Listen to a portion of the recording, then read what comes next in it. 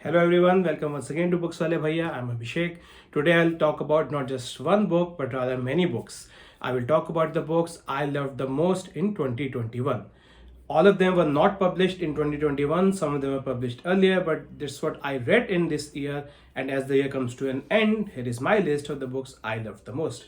Today in this video, I'll talk about 5 books, and there are more books after this which I'll talk about in other video in next week. So let's begin. The first book I enjoyed reading in 2021 is 16 Stormy Days, the story of the First Amendment of the Constitution of India by Tripodhaman Singh. Well, why a book on Constitution of India, you may ask? Well, this book is a very important book to be read as it talks about the First Amendment made to the Constitution of India. Interestingly, this amendment was made just about 16 months after India formally adopted its constitution, which was in 1950. And well, what was special about this amendment was that this bill was passed to the parliament in 16 days. It met a lot of opposition, of course, and that's why, well, the name 16 Stormy Days. One of the most interesting things which we got to know from this book is that several curbs were put on freedom of speech. I repeat, several curbs were put on freedom of speech way back in 1951. Yes, it was 1951 when we saw restrictions being put on freedom of speech. So this was one of the key highlights of the First Amendment of the Constitution of India. It also dealt with several other laws such as enabling of caste-based reservations, abolition of the zamindari system, and some other laws made to private property. What makes this book very interesting is that it not just tells you about a very important aspect of Indian history post-independence, but it also tells you a lot about the circumstance in which this amendment was made. It also tells you a lot about the personalities involved in this act, especially Pandit Jawaharlal Nehru, Sardar Patel, Rajendra Prasad, and how did they shape India through their actions as we know it today. A book I would recommend to everyone and not just to lawyers or some constitutional experts. The language is a bit technical at times, but I think it can be easily understood by anyone who is interested in knowing about India and the events that shaped India as we know it today. The second book I'm going to talk about is The Ultimate Goal by Vikram Soodji. Vikram Soodji is the former head of R&AW, Research and Analysis Wing, commonly known as RAW, India's external intelligence agency. The book is The Ultimate Goal. However, one thing I would like to say about this book is that the title is wrong. With no offense to the author, it's a marvelous book, but I think this book should have been titled How the World Works, because I think there's no other book which at least I have read which tells you exactly how the world works. So this book is about how nations at an international level construct narratives and justify their wrongdoings. It talks about nations' double standards on things related to nuclear non-proliferation, related to terrorism, human rights violation, and whatnot. So what the author tells us is that this is how international relations work. You construct narratives, and a narrative may not be actually truth. In fact, many times the narratives are not true. However, a nation must know how to sell its narrative globally. He gives one good example of the US war on Iraq, which was an unjust war, but however, the United States was able to justify in front of its people that this is a very just war, and it got immense support from the US public as well. There are several other examples cited in this book is that how nations construct these narratives, how they propagate it, and how do they propagate it. It is through popular media, for example, journalists, you can say journals, magazines, books, as well as popular media, even the movies, the cinema, they all propagate some kind of a culture, their messages which the countries want to give. And the one very important thing he talks about is that India as a nation, it's time for India to construct its own narratives. Whatever India wants to say, it should say on its own rather than any foreign media channel or any foreign diplomat or for that anyone influencing it. A very important book on international geopolitics, or as I said, even if you're not inclined towards reading about geopolitics, you should read this book to actually understand how the world works. The third book is India, that is Bharat by J. Sain Deepak. J. Sain Deepak is a Supreme Court lawyer. Well, what is special about India, that is Bharat. If we all know India is Bharat, however, you can say he talks about the importance of India being Bharat. After all, Bharat is the country's name and India is a name given to us by foreigners. In this book, J. Sain Deepak makes a very important case for decoloniality. So, well, what is decoloniality? There is something called post-colonial, which, however, talks about solutions to a native country's problems, or those countries which were colonized in some point of time.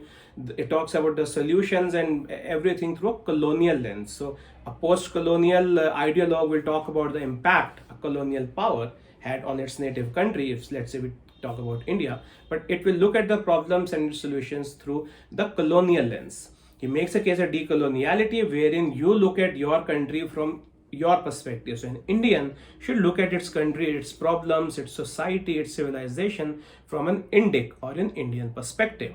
He talks a lot about colonization, about the idea, and there are many things we actually get to know about colonization as an idea, as a concept. It's a common belief that colonization was done for economic reasons, for exploiting the land, the people, and making the colonized those countries rich, such as Britain, France, Portugal. However, he said the idea of colonization was not just that. Most importantly, it was an idea of, you can say, ruling people through, you can say, through their mind, through changing their custom, destroying their civilizations, their heritage. One very important point he makes about is that the people who colonized had this idea of control over nature. And nature is something which is meant to be exploited. That's what they felt. And if you talk about all the native societies of the past time, especially India, if we see, in Indian culture, nature was always worshipped. Man had to be one with nature and not other way around. Whereas the colonial powers, they always thought in terms of exploiting the nature and making their lives better by doing this.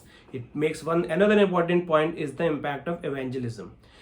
Colonization, in fact, starting from the time of Christopher Columbus made its first voyage, it was about Christopher Columbus was a Christian. It was about evangelical activities. The colonization was also had a lot to do with evangelical activities in converting the native people to Christianity. And he gives all the relevant examples which makes you believe, which makes you actually understand what were the real factors behind colonization.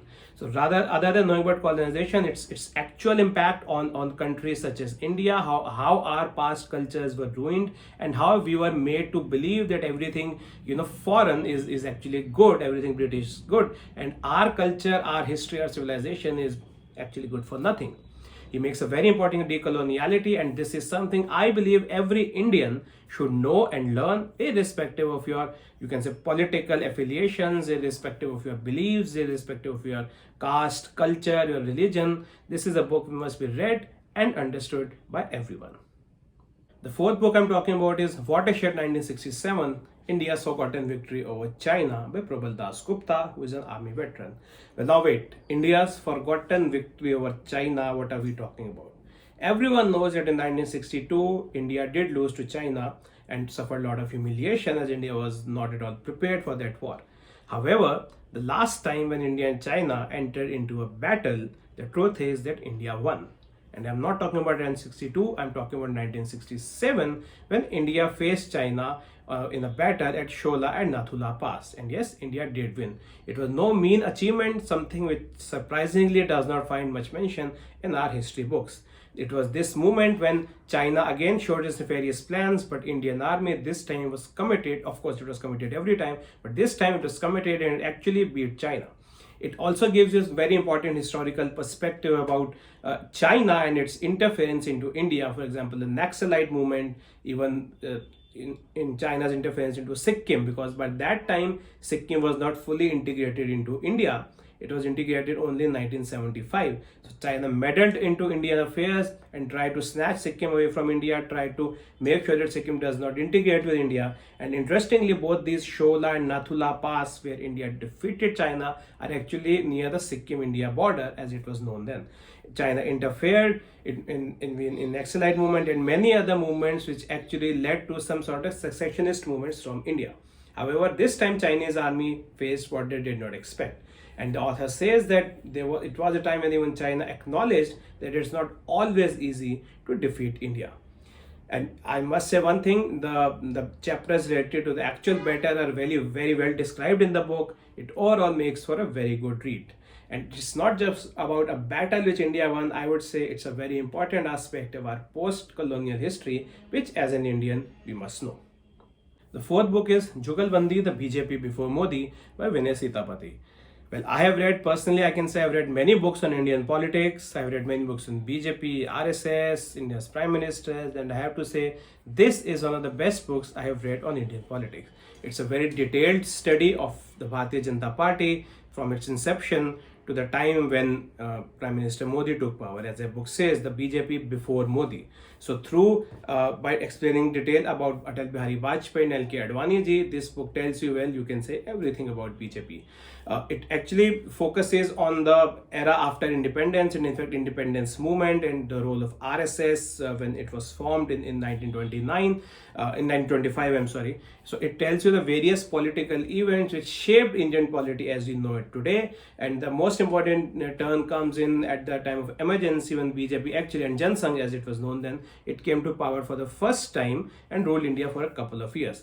After that, it became the party of Atalji and Vajpayee ji and LK Advani ji after 1980, and how they shaped BJP as we know it today. And other factors are also discussed in detail, which talk about emergence of BJP on the national stage. For example, whether it was the Mandal Commission, whether it was the emergency, of course, was a major event. It was Mandal Commission. It was the Ram Temple movement, which was there and propelled BJP's rise to power.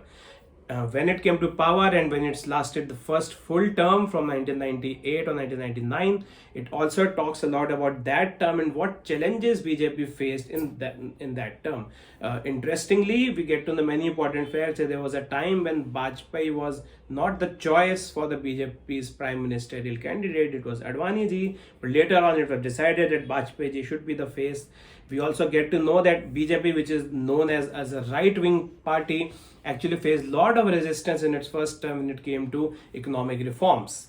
There are several such pieces of history which makes this book a very interesting read, and I would say this book must be read by everyone. The major reason being is that this book is written in a very neutral tone. So whether you like BJP or you don't like, whether you support it or not, but as long as you're interested in the Indian political history, you can get a very neutral account of it. Because nowhere does the author shows us any personal bias or views about events. It is talked about events as they occurred. So one book on polity I strongly recommend. The last book I'll talk about today is about money, and the book is titled The Psychology of Money. Well, it's a very apt title because what this book talks about is not exactly money, but the psychology or the brains behind money or the mind behind money. Because the author argues, Morgan Housel, that money, managing money and becoming successful with money is all about mind. He talks about things and explains it very convincingly that, for example, to get rich or to get wealthy over time, we actually need not have a very high salary. It may sound a bit weird, but this is true, and he explains it with several examples. What is required is a high savings rate, he says. And when it comes to high savings rate and investing, he makes the case clear that you need not have exceedingly high returns, but you need to have consistently good returns. He gives several examples. For example, of Warren Buffett, he is touching 90, and what he says that more than 90% or rather 94-95% of his wealth actually came after his 65th birthday. Another interesting thing we got to know about Warren Buffett is that one of the key reasons behind Warren Buffett's success is not very exceedingly high returns. His annual growth rate of returns is about 21-22%, and there are several fund managers who have made given even higher returns. But what is the reason behind Warren Buffett's success is longevity. He has been investing for a large part of his life, and this is what actually differentiates him from others when we see in terms of the absolute amount of money. So through very simple examples, he explains to us the ideas of investing for long term, and even without any extraordinary returns, you can generate good wealth. Another interesting thing I got to know about his perspective on investing in wealth, for example, when he talks about wealth, he says that wealth is something which you can't see. So he says, for example, if you see someone's expensive car, expensive watch, or a luxurious house, well, that's not his wealth, that's his expense. Wealth is something which is, you can say, hidden, money in the bank balance or in shares or in some other way. The houses in which the person does not live, he might have let it out to some other person and earning rent. So there are certain thoughts, certain perspectives which are very well explained. I think there's hardly anyone can disagree with in this book. And for Money Matters, I think everyone must read this book, and I would like to add, it is not only about money matters, but the lessons in this book are actually has a lot to do with living a good life. In fact, I would say this book could have been titled The Psychology of Life. One book I strongly recommend to everyone, especially the youth. Well, I hope you liked my collection, my selection of books for the year 2021. I'll be back with another video in which I'll talk about more books which I read and liked in 2021. If you think I did a good job, please give a thumbs up and subscribe to my channel for more updates. Thank you.